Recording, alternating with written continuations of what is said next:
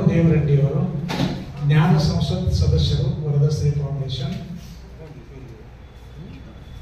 ಮುತ್ತಣ್ಣ ನಲೋಡಿ ಯೋಗ ಗುರುಗಳು, ಯೋಧ ಫೌಂಡೇಶನ್ ಸಂಸ್ಥಾಪಕ.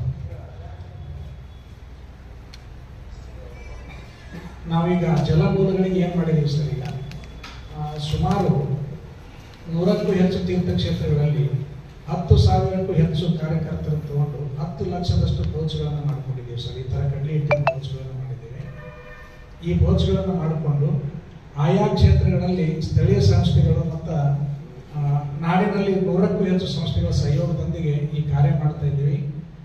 23 ಗ್ರಾಮಗಳಲ್ಲಿ, ಊರುಗಳಲ್ಲಿ ಕಡ್ಲಿ ಹಿಟ್ಟಿನ ಪಾಕೆಟ್ ಅನ್ನು ಮಾಡಿಸಿದ್ದೀವಿ ಸರ್. ಈಗ ಇದನ್ನು ತಗೊಂಡೋಗಿ ಆ ಜಲಮೂಲಗಳಲ್ಲಿ ಕೊಟ್ಟು ಆ ಮಾಲಿನ್ಯವನ್ನು ತಡಿಬೇಕೆಂಬ ಸಣ್ಣ ಪ್ರಯತ್ನವನ್ನು ವರದಶ್ರೀ ಫೌಂಡೇಶನ್ ಮಾಡ್ತಾ ಇದೆ.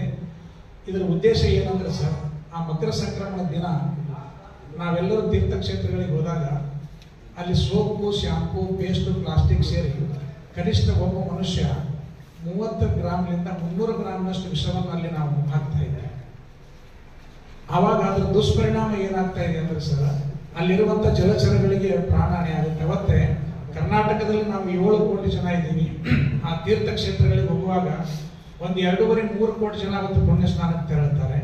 ಪ್ರತಿ ಮನುಷ್ಯ ಕನಿಷ್ಠ 30 ಗ್ರಾಮ್ ಶಾಂಪೂ, ಸೋಪುಗಳನ್ನು ಬಳಸಿದರೆ ಅಲ್ಲಿ ಸಾವಿರಾರು ಟ್ಯಾಂಕರ್ನಷ್ಟು ಶಾಂಪೂ ಕರಗ್ತದೆ, ಸಾವಿರಾರು ಟ್ರಕ್ ಸೋಪು ಕರಗ್ತದೆ.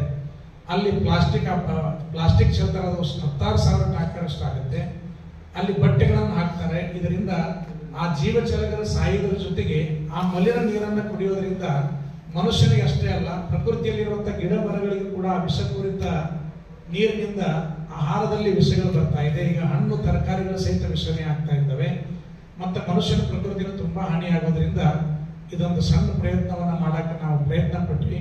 ಆದ್ರೆ ನಿಮ್ಮೆಲ್ಲರ ಸಹಕಾರ ಈ ನಾಡಿನಲ್ಲಿ ಕಣೇರಿ ಮಠದ ಪರಮ ಪೂಜ್ಯ ಅದೃಶ್ಯ ಕಾಡು ಸಿದ್ದೇಶ್ವರ ಮಹಾಸ್ವಾಮಿಗಳನ್ನು ಹಿಡ್ಕೊಂಡು ಇದಕ್ಕೆ 10 ಸ್ವಾಮೀಜಿಯವರು ತಮ್ಮ ಕ್ಷೇತ್ರದಲ್ಲಿ